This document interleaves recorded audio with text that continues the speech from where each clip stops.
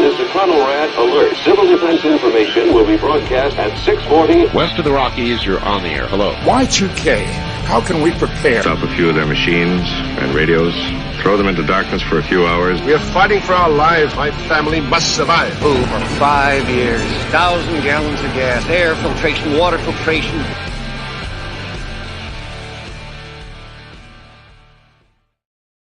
Coming at you from the frozen tundra that is East Central Alberta, Canada. Streaming live on YouTube, Facebook, Twitter, Twitch, Rumble, and Odyssey. Welcome back to the workshop where we create community, find freedom, promote preparedness, share success.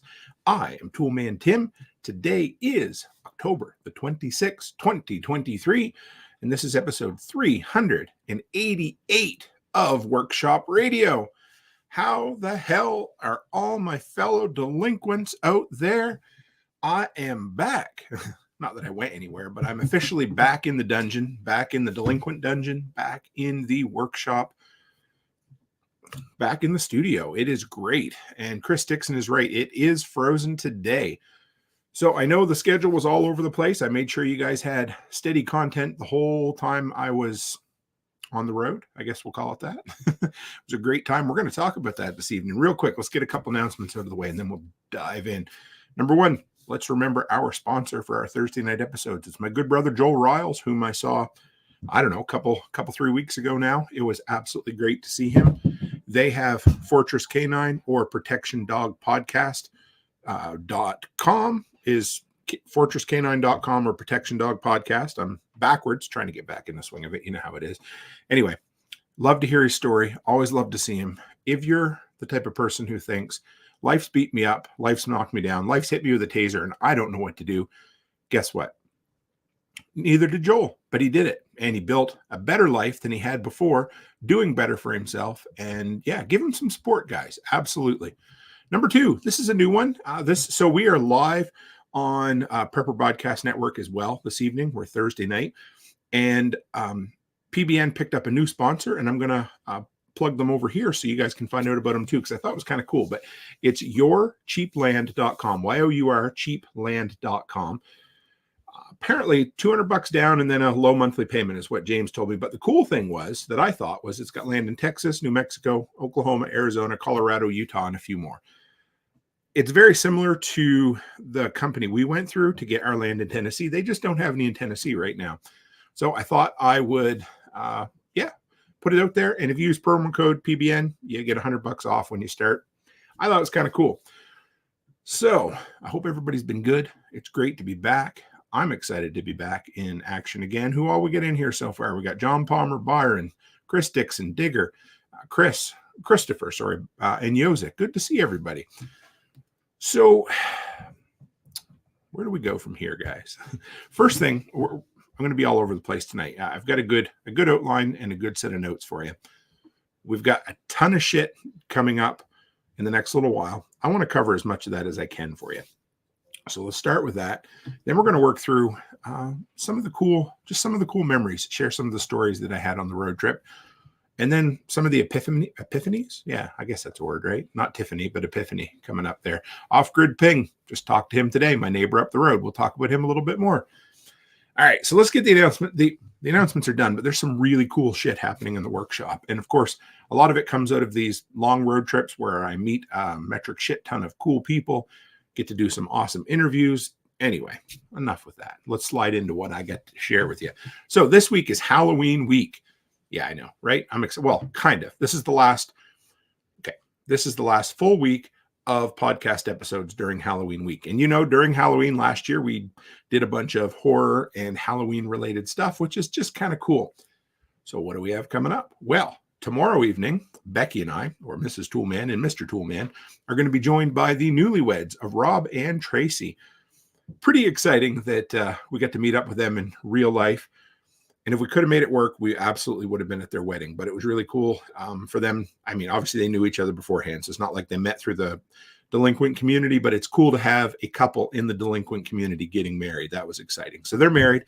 They're coming on. They're going to talk about some crazy horror movies that they absolutely love, some stuff that probably we haven't seen. We're just going to have a discussion on that sort of thing. And how can we tie it into prepping? I'm not sure, because it's Halloween. We have fun with it. Next, who else? Okay, now this one's going to be fun. Sunday evening is going to be the show I've been talking about for a while. I need your guys' help with it. I haven't really got any submissions yet. Even if I don't get any submissions, we are 100% going ahead with this show, because I've got all kinds of content coming for you. But we did settle on a name. And if you guys know, I'm kind of a fan of the old Coast to Coast with Art Bell, and he always renamed his show Ghost to Ghost every Halloween. And he told stories of the unexplained, stories of the paranormal, stories of aliens, Bigfoot, Yeti, the works. So we shared around in the Telegram group. We came up with a good name. And are you ready for this? It's going to be called Ghoulman Tim's Workshop of Horrors. I love it. It was a combination of what Amy Dingman from A Farmer's Kind of Life and Letty Lou came up with. And I love it. So that's going to be our name going forward every year for our Halloween episode. Got a ton of cool stories to share with you. Hopefully we'll get some people on to share their stories. And if you want to, yes, Backwoods is going to come on and tell a few. That'll be great. If you guys want to send them to me typed up, therealtimcook@gmail.com. We got George Siegel coming back on. You guys remember him? He was on a couple of 3-4 months ago. Seems like it was only a few weeks ago, but he talked about his documentary, The Last House Standing. He's got a brand new documentary coming out, and I'm really excited about. He reached out to me and said, "Hey, Tim, are you interested in kind of supporting this Kickstarter or whatever?" I said, "Well, yeah, of course I am, but why don't you come on the show and we'll talk about it?" Because, again, it's right up our alley. It's all about building a better home with, how do you want to put it? Better, maybe not better building codes, but using better ideas. Brian Young says, "I saw Bigfoot at SRF. He was eating, so I didn't talk to him." I didn't take my shirt off at SRF, did I? Oh, man. Rhonda Welch, great to see you in here. She is a local Provostian, yeah, a local from the town that I live in here in Alberta. And yes, it is a winter wonderland. I can look up at, well, maybe not now, but I was looking up at my security cameras, and I saw the snow coming down again. It was cold enough that it froze a can of Diet Coke underneath Becky's seat in her car today. It's not supposed to be that cold. I was talking to Off-Grid Ping earlier, and he said it was 80 degrees at Delinquent's Gully today. So is there a reason I'd like to be back in Tennessee? Maybe just a little bit, but you know how it is. What else we got? Oh, guys, I met an awesome dude. Anyway, so many interviews coming out of all the events I went to. We got Sam, the lead singer of Slave to Servant, coming on. I believe it's November 5th. Don't hold me to the date, but he's coming up in the next 10 days or so.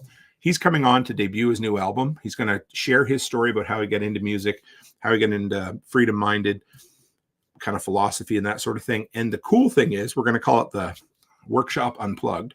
He's actually going to play 2 songs off his new album acoustically, which is, I'm stoked for that. It's the first time we did it, but hopefully it's not the last. I got a bunch of plans in the works. I hope you guys enjoy it.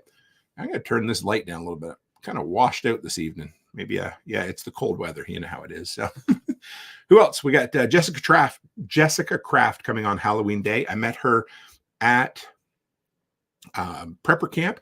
She wrote an entire book called Born to be Wild, looking for ancient answers to modern problems. Really cool lady who's into wildcrafting and all of that kind of stuff. And yeah, it's going to be a great interview. Tomorrow morning, keep an eye out on the YouTube channel, on the YouTubers. The very first installment, everybody called me a tease, but the very first installment of Delinquent's Gully Chronicles is coming out. Now, the first couple episodes, if you follow this channel through and through, you've probably heard most of it. But I needed to go back and put in the beginning of where it started. So the first 2 episodes are going to be excerpts from the conversation that Carrie, Brian, and I had sitting on our tailgate the very first weekend we spent at Delinquent's Gully. And I need it to paint the picture of what comes after it. And yeah, I'm excited. It's going to be great. I know a lot of people are excited. I want to turn this into a big thing, guys. So what I need your help to share these episodes out there. Hopefully it'll get some more eyeballs and eardrums on the workshop radio, and we'll get people, bring people into the fold. We'll bring people into the community that should be into the community. How does that sound? Brian Young says, since I came down that way, it's been getting dark at 6 o'clock. Not funny. You know, I come back up here. It's dark at 6 as well. I don't know what to do. And Yozik said he listened to the record for Slave to Servant today. And they're top notch, man. I love watching a band who's talented. They know they're talented, but they put their all into a performance, and that's what I saw. We stayed for 4 or 5 of their songs at the Self-Reliance Festival Saturday evening entertainment, and it was great. Loved it. What else we got on the go here? This is a good one. We have our Christmas. We're gonna call it the holiday special. And it's not the holiday special because we don't want to use the word Christmas around the workshop. I could give 2 shits either way. But it's the holiday special because it comes out at Christmas, but it has a New Year's theme. And last year I did the King of the Hill Y2K episode, but I did it all myself. The voices were shitty. You know how it was. But it was the first time I wanted to come up with. Nicole has the 'Twas the Night Before Christmas that people read from all across the globe. She had Jaggy do it in Scottish last year and all that. And I wanted us to have our own tradition. And since I'm weird, I came up with the Y2K episode of King of the Hill called Hillennium. And hey, look at that. Look who just dropped into the live. There is Sam himself. He said, thank you for the videos and the interview. It was fantastic meeting you, brother. It's great to see you too, Sam. Can't wait to have you on the show. So the holiday episode is a 22-minute script of King of the Hill. And we're going to do all the voices. And it's basically the entire cast reacting to all the Y2K stuff. And it is perfect for our community. And so I wanted it to be better this year. And so I put it out for volunteers to do voices. And I'm going to put the whole episode together. Maybe I'll do an intro or something and make it a little bit more fun. So we're looking for, I believe, 2 more voice cast members. I think it's Hank and the grumpy, cantankerous computer salesperson. I believe those are the 2 more voice, or maybe we have a Hank, I'm not sure. But anyway, there's 2 more we're looking for at the moment. So if you're interested, we've got all the female voices figured out, but a couple of more male voice characters. I mean, I can do one, but I'd love to have everybody in the community involved. So, and here's the last kind of announcement. Now, whatever. These are just, I usually do this week in the workshop. This is like this last month and a half in the workshop. But I put a poll out to the workshop in Telegram yesterday or the day before. It's something I've been mulling over for a while. And no, I'm not shutting anything down. No. I noticed while I was on the road, I would still stream at 7 o'clock Central Time when I was down in Tennessee. And it seemed like we were getting slightly larger crowds. And I've always, when I very first started with this, you guys know I was very much into my handyman business, my snow, my mow, and all of that. And so I always wanted to make sure that I was home in time, or that I had enough time in the day to do all my work and then prep for a show afterwards. And that was great. And so I always have to, so from there, I thought, okay, well, what is the best time that I can pick that leaves me enough time for show prep and allows me to catch as many people in the North American time zones as I can do? And then I looked at my stats, and 7 p.m. Mountain Time worked for a long time. And it has been our stake in the sand for almost 3 years now, I believe. Anyway, for the foreseeable future, we're going to move to 6 p.m. Mountain Time, 1 hour earlier. That means that people in the Eastern time zone won't have to stay up till 10 or 10:30 to finish this episode live. People in the Eastern time zone, it's going to start at 8 p.m., Central 7 p.m., Mountain 6, and Pacific 5. And I think it's going to work. I've tried to do my best over the last couple of years to make it work. And I know you can't make everybody happy, but why the hell not? If I can, I'll get it done earlier in the evening. We'll bring in more people. And hell, maybe even some family and friends from the Atlantic time zone. If people don't realize that's a thing, then that's okay too. But right now, the show starts at 10 p.m. Atlantic time. So anyway, kind of cool. I appreciate the feedback from you guys. It was an overwhelming majority to start the show at 6 o'clock. So there we are. Okay, so the numbers. So I had a hell of a time on this trip. I know I've mentioned it many, many times. I'm going to talk a little more about it, but it was one of the best experiences of my life. The only thing that would have made it better is if I had had my beautiful wife with me for the entire 5.5 weeks on the trip. But I still got her for almost 2 weeks, so that was cool. But I thought it'd be fun. Because I'm a geek and I'm a numbers guy, I broke some of the numbers down, and I wanted to share them with you just because it's funny. Round trip. And Brian Young says, what is that in Hawaii time? Boy, Hawaii 5, I'm not really sure. 10:30 in Newfoundland. Oh, yes, there is a Newfoundland there is a Newfoundland time zone that is a half an hour difference, folks, if you don't know. All right. So this trip started on a Wednesday morning at 3:30 in the morning. It was a lot of fun. That was the morning that I misplaced my wallet and found it on the ground next to the fence. Took me an hour or so to find it in the dark, woke all the dogs up, woke the family up. It was miserable, but it was because I was so anxious to get on the road with everybody. Hardway Homestead, Alaska said, great you at 5, John Willis at 6. Oh, yes, that'll be great. That'll be perfect. Good to see you, Hardway. I like that. All right, the trip. You ready? Brian said, stupid newfies. I understand. 12,452 kilometers. In freedom units, 7,782 miles driven. 100 patches given away. 38 days on the road. 30 nights in a hotel. You're like, how's that work, Tim? 15 states at least passed through.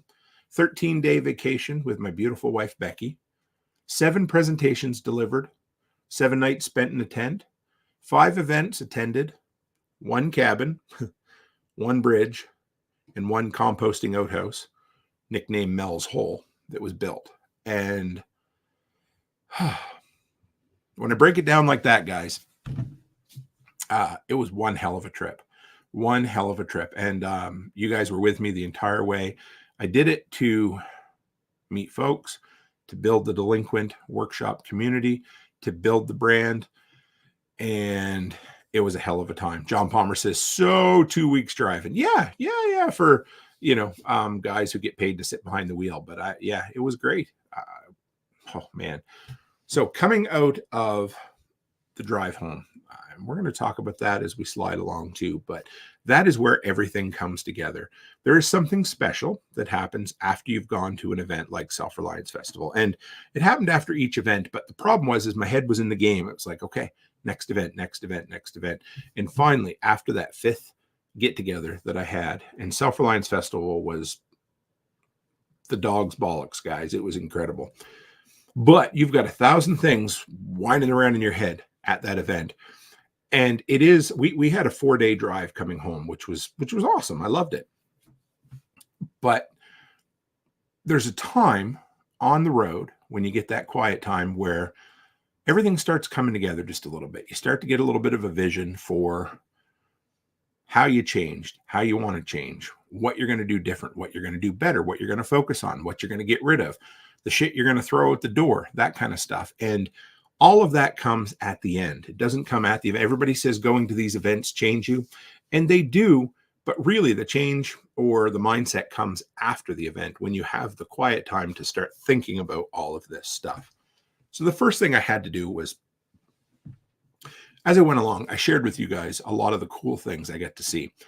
I tried to make a list of the most precious memories. Is that precious memories figurines or whatever? The precious memories that I had of this trip, and just share them with you. So hopefully it'll allow you to come in and just get a feel for what all I did, where I went, that kind of stuff. But and I'm sure I'll forget things. And if I do, you can send me an email, call me all kinds of nasty names, doesn't matter, but I'll do my best to I made a list so I wouldn't forget. But the very first thing that started was meeting Nate and Aaron. I mean, I've known Nate and Aaron before, but getting to their house before everybody else was there, sitting down, having a little bit of pizza with them and their 2 chicks. And we had a great time. But that entire event at Nate and Aaron's was awesome. I mean, they put the entire thing together. Again, I'm not much of an event planner, but I am good at showing up and taking part. And they took care of everything else. And I had fun, hanging out with Nate and getting to go down in his basement and see his Radio Shack down there and spending a whole bunch of time just hanging out. It was such a low key event. Those pork belly bites were to die for. Even the last half a day with rain. Who cares? Nobody cared. You don't remember the rain. You remember the rain because it's a cool story to tell, but it doesn't dampen your spirit. Pardon the dad joke. It really doesn't. But that event was exactly what Josek said, was fire. It was awesome. Angie Marie Hay said, we loved meeting you at 2 Chicks, Tim. I loved meeting you as well. Thank you very much. That absolutely started the ball rolling for this incredible week. I got some gifts at Nate and Aaron's that I'd be pretty hard to be topped. I got a bunch of cool gifts from a lot of people across the board, and I thank you for them all. I just don't know how you could top that Delinquent's Gully sign that Aaron wood burned and colored and cut out of wood herself and hung with chain. The fact that it is going to sit on that tree, on that arched tree as the entrance to Delinquent's Gully in Tennessee in perpetuity blows my mind. It was the perfect gift at the perfect time from the perfect friends. And there's a reason that it made me tear up, because it was just perfection. And thank you. I loved it. But then there were some of these more, I don't know if you can call them quiet moments, but the moments that were the moments, standing around the bonfire. They saved all their brush so they could have a massive ass bonfire when we got there. And it just so happened that the neighbor came by with homemade apple pie moonshine. And we sat around and partaked or imbibed of apple pie moonshine while getting our faces slightly toasted, both from the moonshine and from the heat of the bonfire. And that was just such a special event. And we just had fun. Yeah, got a little bit wet in my tent the second night. And that was mainly because I didn't set it up right. But the tent was so good to me, guys. So then after that, I left the workshop get together in Illinois, headed south, spent a night in Indiana. And then I spent 3 nights in Louisville, and just to kind of get my feet under me. And it was a great time. It was a downtime. I was able to do a couple of episodes of the podcast while I was there, including kind of a deep dive one, which was really nice. And on the 3rd day, I decided to explore a little bit. The bars were closed, the ones I wanted to go to, but I did find this really cool vintage video game bar, which RZ is in Vegas today, and he went for 3 hours to the Pinball Museum. And I was slightly jealous, but this pinball bar in Louisville was awesome. I think they had something like 70 pinball machines there, and that was just a ton of fun. And then from there, straight to Prepper Camp. And Prepper Camp it's the longest event of any of them. If you're presenting or you're a vendor, it's 4 days long. You get there on Thursday, all day Friday. So you set up Thursday, and then it's all day Friday, Saturday, and pretty much the full day Sunday, presenting, chatting, interviewing. And it was just one hell of a marathon. I loved it. It was great to see my PBN brethren. A couple of years ago, guys, I really started talking about how I wanted to bring all of these disparate prepping and homesteading communities together, because there's all these communities of, 10,000 subscribers here, 20,000 there, 100,000 here. I'm going to tell you guys a story. I mean, you guys know Jack Spirko. He has, over 250,000 listeners on a regular basis. And when I would introduce myself to people at Prepper Camp, they would say, "Oh yeah, well, what do you do?" And I'd tell them about my podcast. And then I'd invariably come along and say, "Hey, I am on the expert council of the Survival Podcast." Do you know how many people at Prepper Camp didn't have a sweet clue that the Survival Podcast was even a thing? That blows me. And I'm not saying that to tear anybody down. What I'm saying is, look at how many like-minded folk are out there all across the board, all across North America, that have never connected with one another. And so for me, this is a way of me going out, and I always joke and call it spreading the gospel of the workshop, but bringing all these different communities together. And that's what I love about Prepper Camp it's a far, I don't like the word far right, but it's a more Republican kind of event. Some of the other events are somewhere in between, and, to each their own, of course, but Prepper Camp's awesome. But like I said, it's a marathon, and you meet so many people, and it's probably the event where it's kind of fun, because it would be the least amount of people who even know who I am there. And that's okay. Like that's not a slam or anything. It's a reason or an event for me to reach out and meet more people. And man, I can't even tell you the exact numbers of how many interviews I did. I've got them all on my phone, but 10 or 12 there at Prepper Camp that I did. 3 presentations, which were awesome. Was given a couple of incredible gifts, 2 different custom hatchets this year, which was incredible. But Prepper Camp is its own beast, guys. And I'll go back again next year. I was talking to Backwoods Butcher the other night, and he was talking about it's like drinking from a fire hose. And that's what prepper camp was for me last year. I'd gone to Nicole's event, her Living Free in Tennessee Spring Workshop, but that's pretty small. I'd never gone to a big kind of homesteading prepping event before this. And prepper camp was so overwhelming. I came away a bit disappointed last year. And the main reason was because I didn't know what the hell I was doing. I was as green as, a first week roughneck on a co-rod rig in Alberta. Like, I mean, I knew nothing. I didn't know how to make the most of it. I didn't even know how to make the least of it. It was so bad. And so I left that thinking, man, what did I do wrong? And then I went to Self-Reliance Festival and I'm like, oh shit, I'm starting to figure it out a bit. So then this year I went with a plan, Stan, and I came back energized, and I'm learning how to do events. And each time it's a little bit better. But really, let me give you the overhaul of it, because what would end up happening when I first would go to some events was I would feel like no matter what I did, it was never enough. And so I had to embrace that first. I had to embrace the fact that I'm not going to see everybody. I'm not going to get to talk to anybody, or to everybody. And I'm going to leave thinking, hey, there would have been a few more people that would have been nice to see. But what that ended up happening to me, or doing to me before, was it paralyzed me. And to the point where I didn't get as much shit done because I was worried about not getting enough shit done, if you know what I mean. So now it's just balls to the wall, morning to night, and it's do my presentation, get all the prep work for the presentation done before you get to the event, because you're not going to have any time to prep it when you get there. And then spend every minute you can making connections and setting up interviews and chatting with people. And that's what I do. And I'll do it right to the last minute before I lock up, shut down, and pull out and haul tail from there. But until then, I am chatting, making conversations, and then I can leave without feeling like I left something on the table, if that makes sense. So before I would always leave thinking, man, I should have done more. But now I'm starting to figure out, okay, yeah, I get it. So there it is. Anyway, that's my feelings on events. I didn't have that in the notes, but I needed to share it. And that most came to the forefront this year at Self-Reliance Festival, because I was running around like a chicken with his head cut off, having the time of my life. And I realized I'm not going to get it all done. And that's okay. And I don't mind. And I love it anyway. I embrace the chaos of it. But this was the most organized Self-Reliance that I've been to yet. It was so much fun. But anyway, events or memories from prepper camp. Holy shit. Sitting up late out on one of the rented cabin decks. I don't even know the dudes' names, but it was a couple of guys who went to my presentation on the very first day. And I was walking to meet my PBN brethren. And that's something else I've also had to deal with in my own mind here with, I'll tell you about that in a second.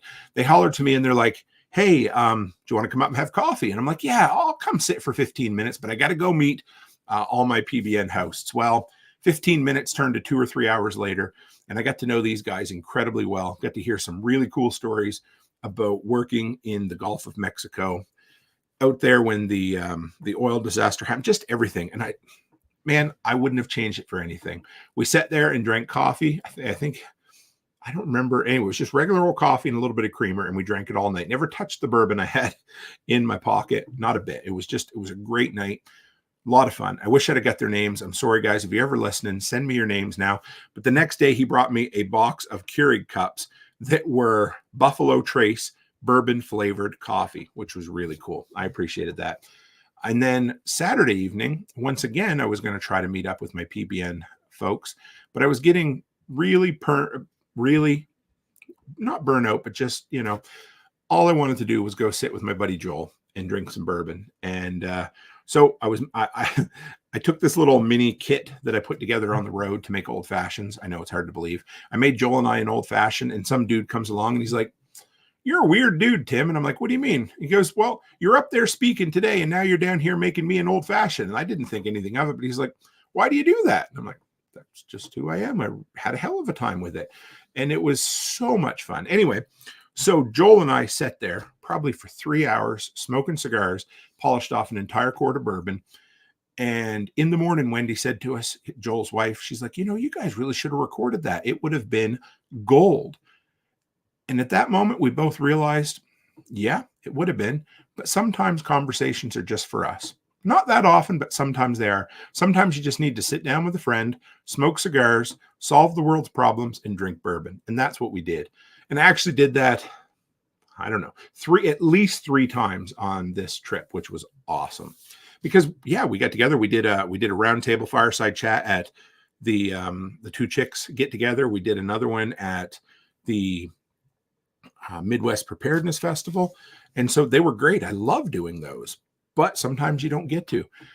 Then, hey, after prepper camp, I stopped by the Holler and hung out with Nicole and Tactical Redneck for 3 or 4 hours, which was great. It was just, it was supposed to be, because it turned out Nicole really needed a friend that day. And I happened to be the friend who was driving from Cookeville to Nashville, which wasn't very far, but that's as far as I was going that day. And I stopped in, hung out. We did a live together, and we just, again, solved each other's problems for a couple hours. It was great. And then as soon as I left there, I ended up with a bug, the post-prepper camp bug. I was 48 hours just laying in bed, between the bed, the toilet, and the shower to try to get the chills off me. And then within 48 hours, it was gone. Go figure. But there was something going around at prepper camp. Joel and Wendy had it, and I just kind of figured I had it. I was going to get it, and I embraced it, and whatever. Then after that, guys, was really cool. I got to spend basically a solid week at that point with one of my best friends in the world, Brian Alexovich from the Lots Project. He has been down working on our property, kind of getting it prepped. And we just got to work together. The first 3 days we picked at a shitter, built a composting toilet. The third day, Sean Mills showed up. Sean and Don were there for a bit. Had a hell of a time with that. We went out for supper one evening to a place called Earl's. It was about a little over an hour away. You'd want to call it a biker bar from a distance, but you come inside and it feels like it's got this old garage motif. It was awesome. They had one of the best burgers I had the entire trip. Meeting my good friend up at, he wasn't my good friend until I met him, but Jamie, who is in here tonight as, where's Off-Grid Ping? I was going to see if I could find him in the chat, but I'm sure he's still here. If he isn't, he'll catch it on the replay. But a dude who went from just a guy up the road who I tried to meet last time, and I went by and I didn't make a real hard attempt to find him. But this time he was down. We chatted multiple times, hung out many hours, and that dude worked harder than just about anybody else at the workday. Just a guy I consider a friend at this point. Beyond that, where did we go? Then we hung the Delinquents Gully sign the first week. When Becky came down, she hung some really nice solar lights, which was really cool. The Midwest Preparedness Festival was an absolute blast. I was there for basically 48 hours and did a whirlwind trip back. But before that, I had some time to explore St. Louis. I went up through the Arch. I went over to the terminal that was there. Just had a hell of a time. Never did that before. I got some downtime with Chuck Peoples, just to kind of hear what he's up to and to see the cool shit that he's putting together with his business, Homestead Medical. I hope that I got that right. If I didn't, Chuck, you're going to shoot me because I bought shit from him. He talks to me about it all the time. We had a bunch of hours there to talk, and I met a ton of really cool people, including Jules. It was awesome to meet you in person, Jules. Loved getting a hug from you, and for you sitting around being our live audience at the live roundtable. Sitting up and drinking another bottle of bourbon, this time with Nicole, and we smoked girly cigars. Not because she brought them, but I said, hey, do you want to smoke a cigar? And she said, only if you have girly ones. And I said, as a matter of fact, I do. I'd bought one of those packs of wine-flavored ones just because they're so cheap down there that I had some in the truck with me. And we had a hell of a time. Again, just sitting up and talking. Hey, there's Off-Grid with a hand up and a heart in the comments there. Then we had the workday, guys. Holy shit, the workday. I've never been more blessed in my life and felt as inadequate in my life when 18 people are willing to come to your property and work all day with the promise of community. That's really all we had to promise and offer. And some food. Andy put together some incredible food. But, I mean, it was just unbelievable. Steve and his wife came from South Carolina, an extensive drive away to get there, and only came for the workday. They didn't even stay for Self-Reliance Festival, guys. Like, oh, man, awesome. We just worked and worked and worked. And I told you, I've shared the stories. You'll see the video. I don't know if a person could have a better day than what we had. And I thanked everybody and listed everybody in a previous live stream. So we're not going to go down that road, but holy shit, that work day was incredible. And then there was another one of those moments where I kept telling everybody, I'm like, hey, we're gonna do a live round the table fireside chat again, like I've done at all the other ones. And there came a moment when I was sitting there. It was just I think I was stealing some of Steve's Irish whiskey that he brought with him, and we were just sitting there, him and I chatting. And I look around, and I saw probably 8 or 10 incredible conversations taking place in all. Just it was in a circle, and this person was talking to this person, and this person was talking to that one, and I thought, I'm not going to do it. I'm not going to record. I'm going to let it be. It's going to be another one of those memories just for us. And I'm glad I did it, guys. Yeah, I'm glad I did it. Incredible. But I didn't want to interrupt all those conversations. And I thought back to 3.5 years ago when I launched this channel and how I spoke a community into existence. Let's put it that way. I spoke about a community that didn't exist. I didn't even have a name yet. It wasn't even a workshop. It was the all seasons maintenance page, which originally started to basically show you what I was doing with my business, and hopefully I could sell you locally. And real quick, it turned into the all seasons page with handyman stuff. And then eventually it became the workshop. But even at the time of the workshop, it wasn't, it was a bit of a community, but it wasn't much of a community. And then one day we all turned into a bunch of delinquents. And that's when I looked around at the workday at Delinquents Gully, 18 people. Well, there wasn't 18 at that time, maybe 15 or 16 at that point. And I thought, holy shit, there it is, guys. We did it. We created a community that didn't exist. You know, they say, how can you create wealth out of nothing? And that's how you do it. Every time you do something great, you create something out of nothing. And I'm seeing other people do that right now. And it just warms my heart up to no extent, you know. And if I start listing names, there's going to be other people who will be disappointed. But I mean, I look at Nate and Aaron with Two Chicks Homestead. I look at Brian with the Lots Project, and I look at Backwoods Butcher with what he's doing. And there's a ton of other people, but those are the three that come to top of mind right now, and how they're creating something out of nothing and creating communities themselves and doing incredible things. So hell yeah. Where do I go? I mean, that was the best event. That, you know, 2 nights out there for some people, 1 night for others. And I see One Step Closer. He was lucky enough to spend the very first night in the workshop cabin. We haven't quite got a name for it. We know the land where it is. We're going to call it Dottie's Dirt Pile. We're naming each of the sections after one of our dogs, but that one just cracked me up. And I said to Becky, well, let's use that one.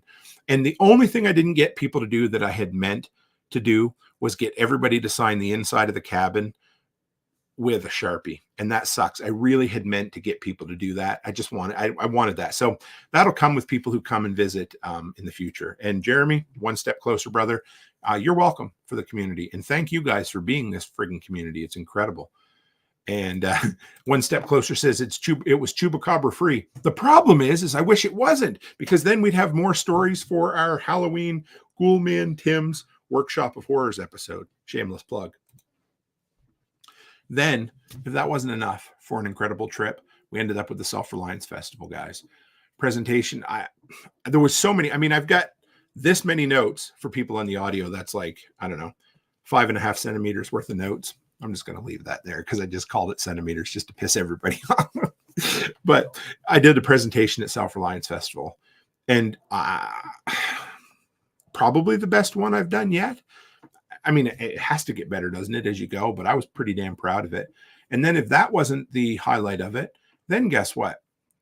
Roundtable. I got to be part of an incredible roundtable with some people that I didn't feel worthy of being there.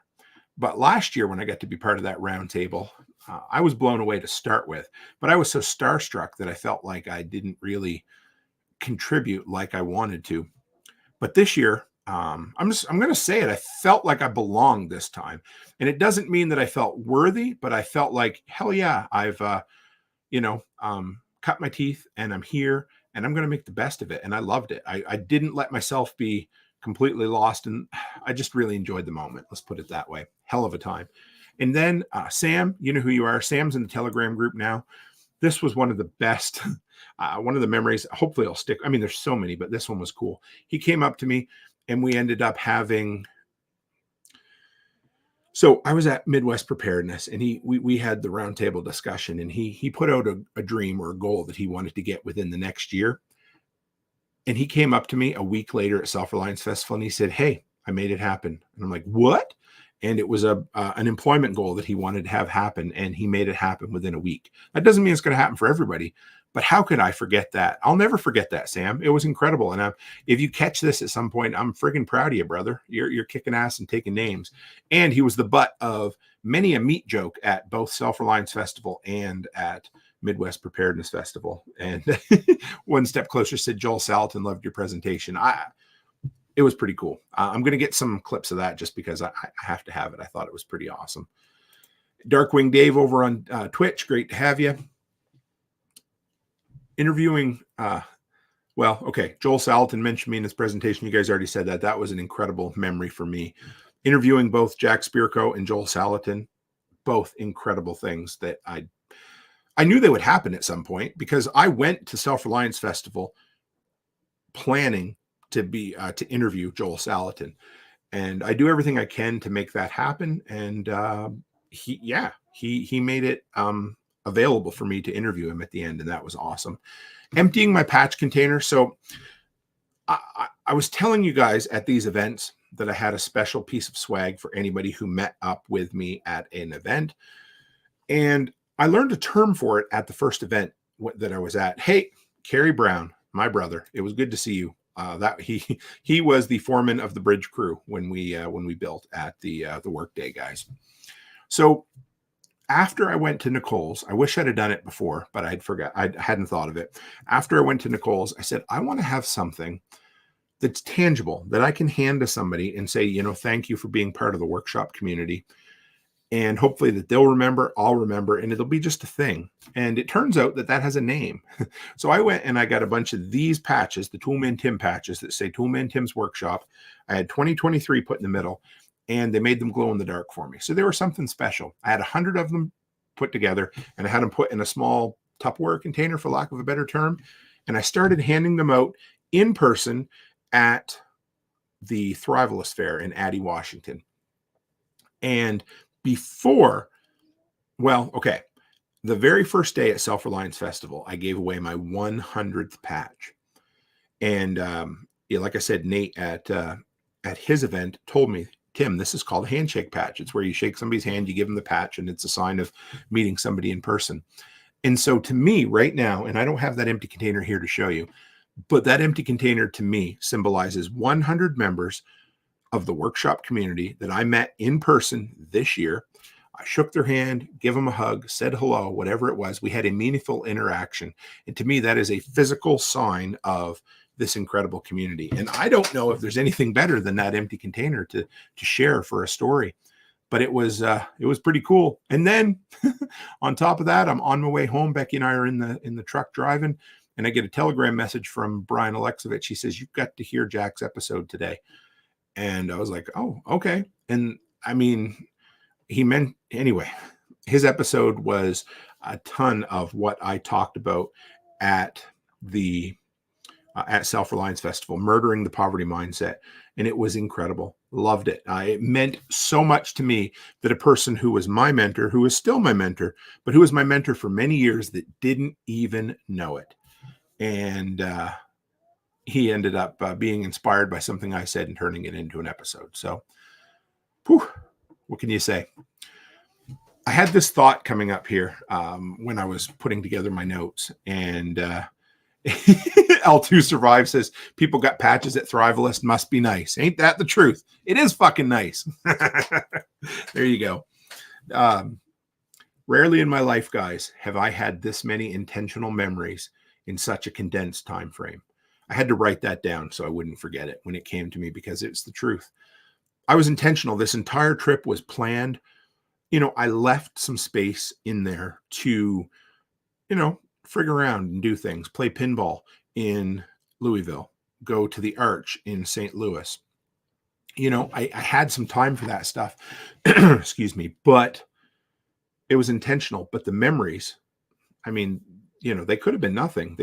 I could have intentionally been busy for 5 weeks and not come away with any real memories, just a sore ass from sitting in the truck. But I came away last year from Self-Reliance Festival, Prepper Camp, and tactical response. And I told everybody, I said, tactical response changed my life just a little bit. And I'm not lying when I said that. It absolutely did. It just changed my mindset just a little bit. And I really enjoyed it. But this trip, again, did the same thing. And it was awesome. And, oh, man. So what did it do? Well, I came out of this trip kind of laser focused. And so I came home knowing, and because Becky told me, she said, while we were down there, she's like, honey, you need to come back down to Delinquents Gully as soon as you can to keep working. But I also know that I have a hell of a lot of work to do up here yet before I can go. So we're shooting for February or March, something like that. But I came back with 3 goals in mind, 3 things that have to be done over the next 3-ish months. And first and foremost is top-notch content. Absolutely, without a doubt, the best content I can put out for you guys. And what does that mean? It means, for now, 3 episodes of the podcast a week. It means every Thursday is going to be a deep dive episode. Every Friday is going to be a Tim and Becky episode because for some reason, I think you guys like her more than me. And every Sunday is going to be an incredible interview episode because I've got a shit ton of interviews lined up for you guys.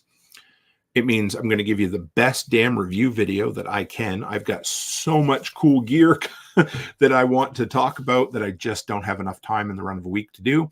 But if I try to do more reviews than that, it will suffer. So you're going to get that every week. You're going to get every second Friday the Delinquents Gully Chronicles, which I am so excited for. I love it. I think it's going to be, no, sorry guys, back up. Tim, stop using that term. I know it's going to be one hell of a thing, and I'm excited for it. And Carrie Brown just put up hashtag Team Becky. So while we were at the event, Self-Reliance Festival, I got to MC it. And I would do my best to get up and make people laugh because that's what I absolutely love to do. And so I would get up there and I would tell everybody, be like, could you please just tell Becky that I'm funny? And because she likes to bust my balls and she'll be like, you know, you're not funny, right, honey? And I'm like, yeah, I know. It's fair. And so the entire weekend at Self-Reliance, people would be going by and being like, hey, Becky, great to see you. Just want to let you know that Tim is kind of funny. And she'd just nod and, punch me or something. So Team Becky, sure. But if you could do me a favor and anytime she's on the live stream, if you could maybe just pass it along and let her know that I am a little bit funny, she'd appreciate that. And if she's listening, she'll appreciate it even more. Hey, Palm Tree. I see Palm Tree over in the Telegram chat right now. And he said, hey, watching live and just found out the patches glow in the dark. Now 2 old buzzards are playing with patches. I loved meeting you, Palm Tree. You guys are incredible. Thank you so much. That made my night for sure. And Brian says, Becky is a lot better looking than Tim for sure. I'd be worried if it weren't the case. Now I got 2 hashtag Team Beckys. Now I'm hooped. I'm done. And Brian Young's picture tonight looks like a cross between a hockey player and I'm not sure the insignia level, but a uniform from Star Trek The Next Generation. It's a really nice picture. It just has that vibe. So thank you, Team Becky. I appreciate you guys for that. Yosik says, want me to text her and tell you you're funny? Yes, I do. Oh my God. I'm going to save some of this, but let's go into, so like I said, there is a special time that comes right after an event when you're heading home and you get, for me, I get laser focused because I've been like a squirrel chasing his nuts for the last 5.5 weeks, trying to stay on top of all the things and put my absolute best foot forward and give everybody what I can give. And then finally you're like, okay, boom, that's it. You're done. You get to drive home. You get to focus. And I drove home and I love, this is going to sound funny. This is one of my favorite things in the world is when Becky and I are taking long road trips together, we'll get up at the butt crack of dawn, not that early, but like 4:30, 5 o'clock, and we'll get on the road. And I know within an hour she'll be sound asleep, but she's with me and she's sound asleep next to me. And I drive and I make miles upon miles upon miles while she sleeps. Sometimes I listen to audiobooks. No matter what happens, I get deep in thought, and that's when I get inspired. And I just wrote notes upon notes upon notes in my phone while I drove with one thumb, not with both, and just wrote down the things and just kind of stream of consciousness as I went along. And I realized that there was a theme to everything that came out of this mental diarrhea that I had going on. And the first thing, and these 1, 2, 3, 4, 5 things made, that is a cool picture, guys. I wish I could share it with you over on Telegram, the outline of the patch. I hadn't actually seen it glowing like that. That is friggin' awesome. Yeah, thank you. Now I got to come up with something even better for next year. And 200 patches. I never thought I'd give away 100 this year. 5 things. We're going to get kind of deep here. So let me be deep with you. Let me be part of the community with you. Let me be honest with you. And I'm going to share a few things. And most of them are fun. So first off, I want to build a community, not subscribers. I've realized that. I want subscribers. I don't know how to explain it. But when you get to a certain level with a certain amount of subscribers on your channel, you get reached out to by companies that you would love to have their product that you can't afford to spend. So it's not like, you know, subscribers are not the be all and end all, but when you get to a certain level, I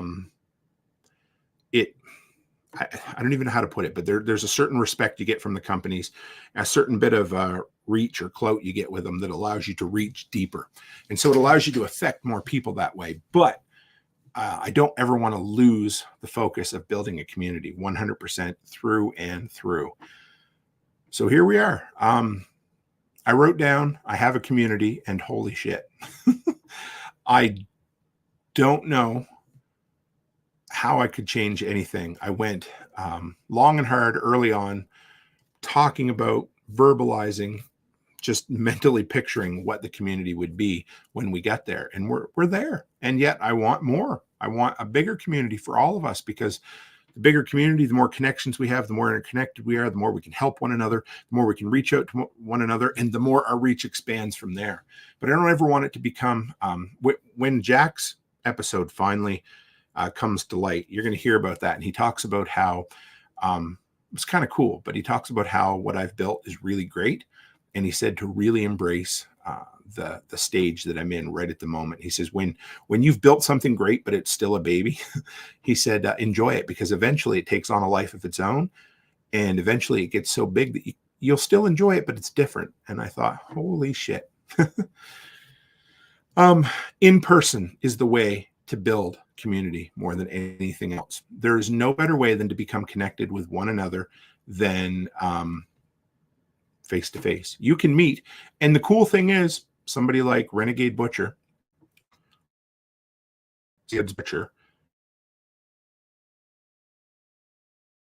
whom many times before absolutely was my friend before I even got here, before we even met in person. I knew him. I knew I would like him. I knew we would get along. We'd never shook hands in real life. We had never shared any space in real life until we met, and nothing had changed. It was just like we'd been friends our entire life. But there's something special about getting together in real life, and that is where real community is finally built. And guess what? It's scary. It takes balls to do it. It costs time, energy, and money, but there's nothing better in the entire world. Something else that came out of this, build a community, not subscribers. And I didn't know where to put this little blurb, but this came from Arnold in his book, Be Useful. And I listened to that while Becky slapped him while I drove and thought and, planned. But he said to embrace the reps, to smile, because and what I put here was embrace reps instead of specific goals. And this is going to blow everybody's mind, because I have always said, set goals, not resolutions. And I'm still setting goals 100% because I can't live without goals, but they're going to be a little more different. They're going to be a little more esoteric. I'm going to stop.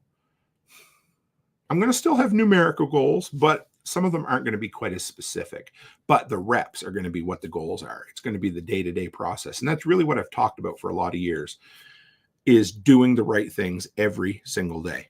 Simple as that. But so build a community, not subscribers. That was the very first thing that came out of all of these events. Number 2, I want an even longer trip. That's simple. I went for 5.5 weeks and attended whatever you want to call it, 5 events.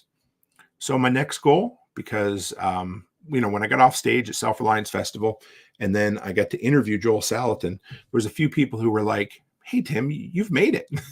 This is a big friggin' deal for you. And you know what?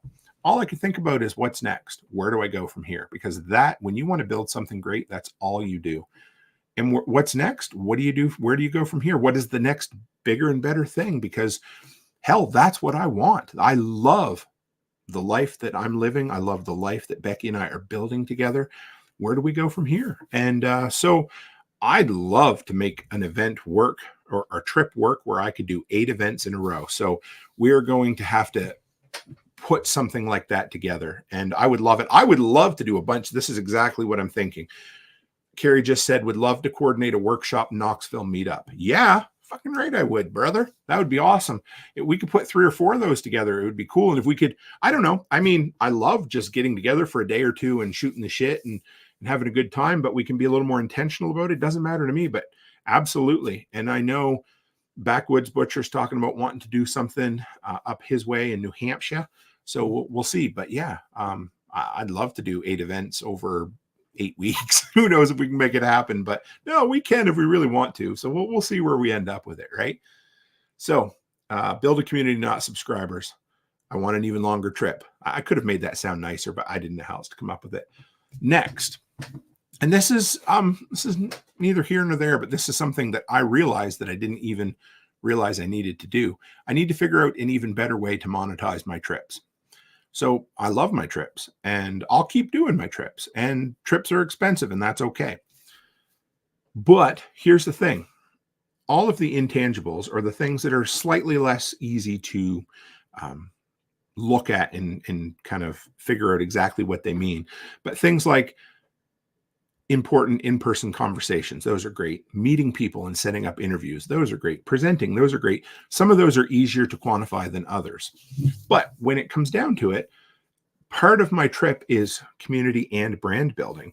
And so I need to get more intentional about, because again, in the words of a great man, sharing the words of another great man, Sean Mills looked at me, one of the last interactions I had in Tennessee, and he says, what do you hate money?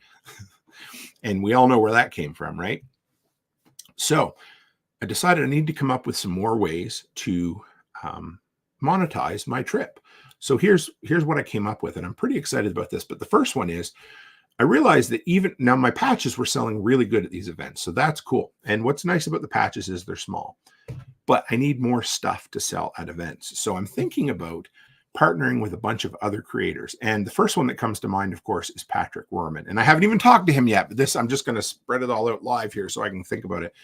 But partner with a bunch of other creators who won't necessarily be going to events, but would be willing to either send stuff with me on consignment, or I buy it up front and then resell it at events. Because then it will give me a broader selection to sell at the events. It means I'm going to have somebody with me, but that's a whole nother story. Anyway, that's my very first idea.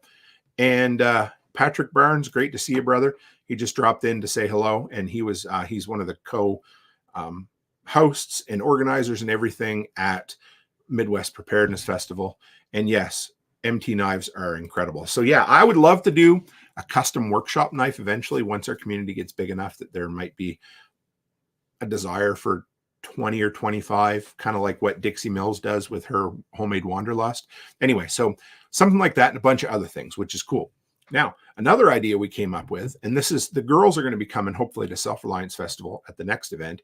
We're going to bring down cases of Canadian chocolate bars and we're going to sell them, because you can't, obviously they're things you can't get in the US. And so we are, we're going to do it. Yeah, it's pretty cool. And I think honestly, it might sound foolish, but whenever I give them away at events, there's a ton of hype around it. People really like it. So the girls could make money, and the events they're not at, I could also make money at it. So that's kind of cool. I also need to put together an even better mobile interview bag, because what I realized was to be present and in front of somebody is the best way to get an interview. If you have all your gear with them right there, like I did with Joel Salatin, basically, and I can be set up to interview at a moment's notice and do a good interview, that's the way to get the most people. Brian Young says, what about selling Canadian bacon? I mean, I could, but I don't even eat Canadian bacon. I eat American bacon, or whatever you want to call it. But anyway, so the main difference was I did buy an even bigger over-the-shoulder tactical carrying bag from John at SOE. And so that's going to help. But I did find a very small collapsible tripod that will fit in that bag. And that was kind of the last. So I got one of those, and I got a 3-way splitter charging cable so that I can charge all 3 of my microphone receivers off of a single port on a battery pack. So that should be the final steps to putting together my mobile interview bag, and I'm pretty excited about it. And Faith says, do Canadian Kit Kats taste like British Kit Kats or US ones? I gotta say, I'm gonna guess, I don't know. They don't quite taste like the US ones. They're a little bit different, but I've never had a British Kit Kat, I don't think. Unless Becky brought me one home and I forgot that I ate it when she brought it home. But yeah. So, all right, we're going to partner with a bunch of creators at the different events so I can take stuff and I can make a commission off the sales or buy it up front and then resell it at a reasonable price. And put together a mobile interview bag. We're going to sell Canadian treats. I'm also I wrote down, look for more ways to monetize my travel. So if you guys have other ideas, let me know. Now, this is the one that might be slightly controversial. I don't know. But this came from, you're going to find this really hard to believe, but I was supposed to be in a hurry leaving Delinquent Gully, and I stopped to chat with my buddy Ping from up the road, and I got talking way longer than I had planned. And I know it's a really hard one to believe, but I ended up being there. And the worst of it was Brian and Carrie, Brian and Corey were waiting for us for supper that night. So I was going to meet up with them. But while I'm waiting, along comes Sean Mills, and it was just perfect timing. And we got about 3 minutes to talk. And for whatever reason, the interviews that I've been stockpiling came up. It's just been on my mind for a few months trying to figure out what I'm going to do. And I haven't known what I was going to do with these interviews at all. But it started at LFTN and it worked its way through all of the events I've been to. And I have 14 or 15 high quality in-person 15 to 20 to 25 minute interviews with people like Nicole Sauce, John Pugliano, Paul Wheaton, Joel Salatin, Jack Spirko, Sam from Slave to Servant, and a bunch of other ones. And I didn't know what I was going to do. I was going to turn it into another video series. And I thought, hey, that would be really cool. But this Delinquent Gully Chronicles is going to suit that bill. And Sean, the king of Kickstarter, and this isn't going to be a Kickstarter, but he says, dude, you need to monetize that. And I thought, what do you mean? He says, you got to put it behind a paywall. And I think I will. I'm going to. Face says that's a full winter of content. So what it's going to be, and I don't know what the end product is going to be, but it's going to be a monthly release. They're going to be highly polished, highly, good-looking interviews. They're going to be edited nicely. I'm going to do a companion video, 15 to 20 minutes, kind of giving you the background, giving you some thoughts on it. So there's going to be a good amount of content in there, but it's going to be in-person interviews that just don't happen in this field that often. And what it's going to do is it's going to motivate me to go after even bigger name guests next year. And so yes, and we are going to launch a sticker club. I've got so many things that's going to happen in 2024. So it's going to be a monthly thing. I think it's going to be around a flat rate of $40 for the entire year. And that's going to give you the entire season. So the entire season of 12 episodes. And I didn't want to piss anybody off. I'm not going to say sorry for it. I just realized that is something that motivates me. It's something that's super exciting. And it's something different that I don't know if anybody else is doing. And it is one hell of a way to monetize my trips because, like I said, I love doing these trips. I will always do these trips. I would even do the trips out of pocket. But if I can turn it into, in the words of Jack Spirko and Sean Mills and everyone else in the workshop, what do you hate money? And I hope that what I will end up doing is releasing, 2 to 3 minute clips on TikTok to kind of tease it, but it's where it's going to be. And I'm excited about it. So I don't know. It's going to be different. I talked about that, and everybody I told, it's not going to be included with the Patch of the Month Club. It's going to be something separate, but we're going to work something out in there. And I'm not going to expand any more on it. There will be an extra cost. I just have to figure out exactly what it's going to be, but it's going to be its own thing. And I'm excited. I don't know what the name's going to be. I don't even know what the end product's going to be, but it's going to be one of those things. The other thing, so you know, it is going to be exclusive content, and it will be exclusive forever. Nothing else is changing here. You're even getting more with the Delinquent Scully. But it also, all of these people who are nice enough to do in-person interviews, pretty much all of them have agreed to do live stream, typical workshop radio interviews as well. So those will be coming down the road. But these in-person kind of intimate face-to-face interviews, maybe inside the workshop studio, that's where it's going to come from. And I'm excited about it. And I can't wait to test it out. And Yozik says, so Sticker Club and Special Minutes with Tim Club.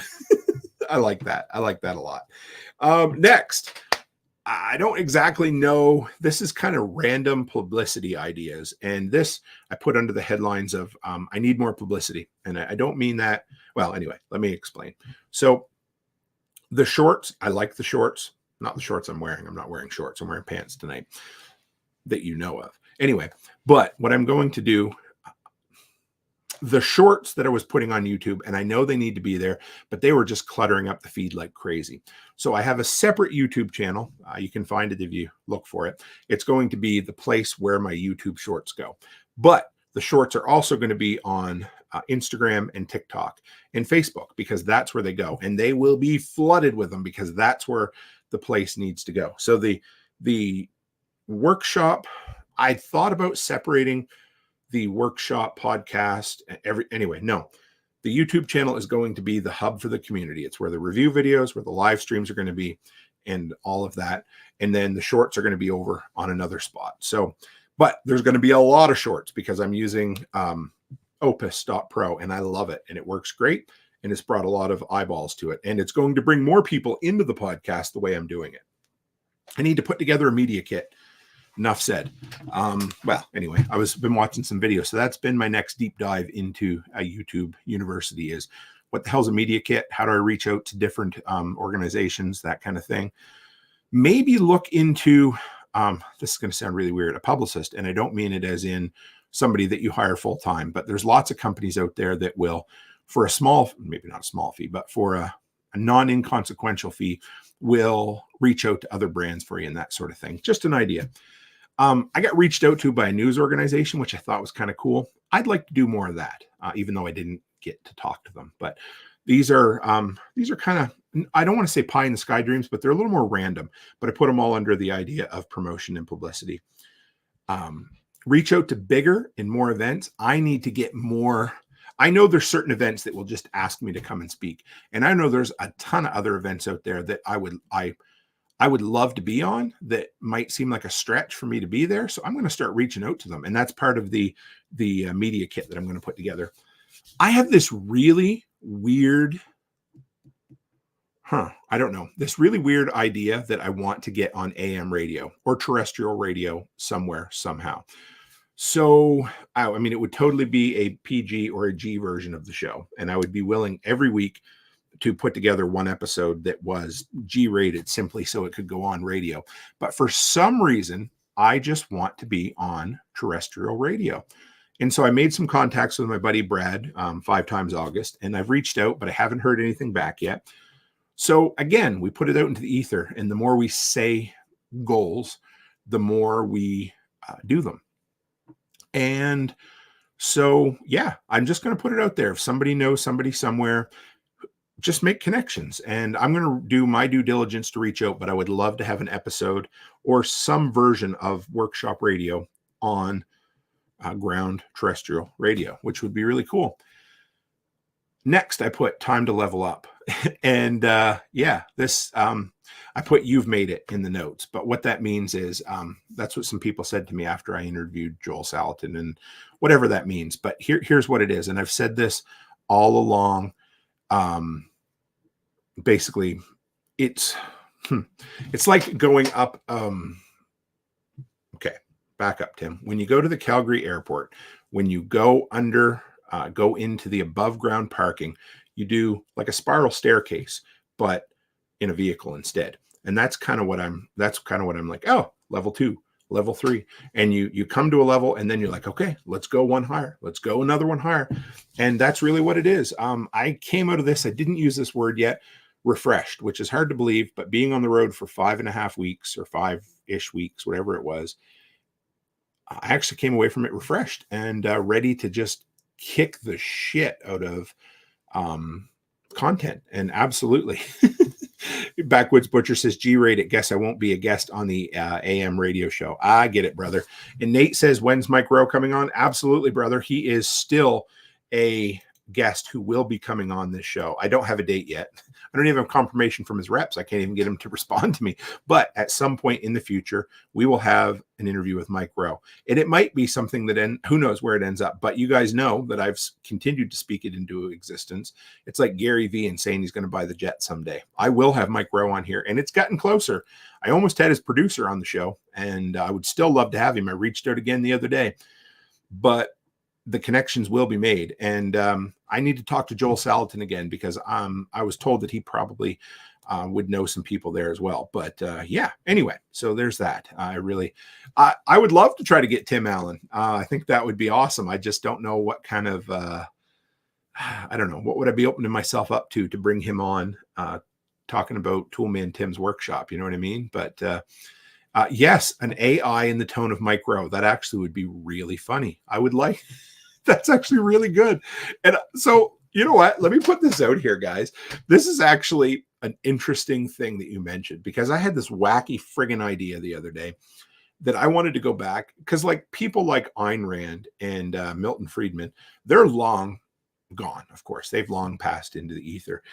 And I thought about, and maybe this is a crazy idea, and maybe some people wouldn't like it, but I thought about editing a bunch of their like really good answers to questions, and me asking the questions. So almost like, I mean, I could never get to interview them, but it would be a way for me to introduce their content or their mindset to the workshop. And maybe it's absolutely insane. I don't know, but I was thinking about that the other day, and I thought it was really, really funny. Mitch says, camping with Steve out of Alberta. I would love to meet Steve. I've reached out to him a couple of times. A guy that I shouldn't say almost got on, but he's getting quite old. But the guy who played Steve Smith, who played Red Green. Oh, that's really funny. You talked. So Darkwing says, I have a connection to Steve Smith. I tried to connect with him about doing the show. His son said he doesn't really do that anymore because of his age, but I'm working on some alternatives for you. It's really funny that you said that, because I did. I reached out to them and they kind of turned me down, and I totally get it. I would fly or drive to Ontario to meet up with Steve and do a 15 or 20 minute in-person interview. I would love to meet the dude. And I understand he's getting up there in age, and I understand he might not want to. But that's exactly it, Yozik. Yes, Yozik says you have to be careful with copyright, and that's what I was kind of worried about. And Aaron mentions do a bunch of videos scrambled together of Mike Rowe answering your questions. I like that. I like that a lot. And then I could send it to him, and I'd be like, hey, yeah, you know what? I'll work on it. And then I put a person needs to create space to think, dream, and set goals. And part of that is these trips, being on the road, because you don't want to do too much of that in the run of a day or in a run of a week, because then all of a sudden you feel like you haven't got anything done. But it's important to come up with these ideas. And that space of driving with Becky and I coming back was one of those spaces to do that. So yeah. So we got build a community, not subscribers. I want an even longer trip. I need to monetize my trips. I have a need for more publicity. So those are the 4. And so there's all these ideas that come along. And so I guess the last one, It's a tough one to even say out loud, but I'm going to do it because it's there. And I've realized that being fat sucks, guys. And I didn't think I would actually say that on tonight's show, but I've always been an active dude. And I've always been a guy who does everything he wants to do. But I've also always been a big dude. And the last year or year and a half, since I haven't been doing the handyman, and I'm not going to make excuses, it's just time to get straight with this shit. And I wanted to tell you guys that because I feel like I've let myself down a little bit. And since I've come home, I've been dealing with it, and I've been working my ass off on the treadmill and eating a calorie deficit and getting up a decent time and all of that. And for those who are still here, that was probably the thing that's been in the back of my head the entire time. And I just wanted to put it out there so that I would have some people who would hold me accountable, because it's not like I can't do things, but boy, the last year and a half has been harder than it should have been. And I don't need to be that way, because when you have control on so many other things and you do so many other things so goddamn well, and there's that one thing that kicks you in the ass all the time.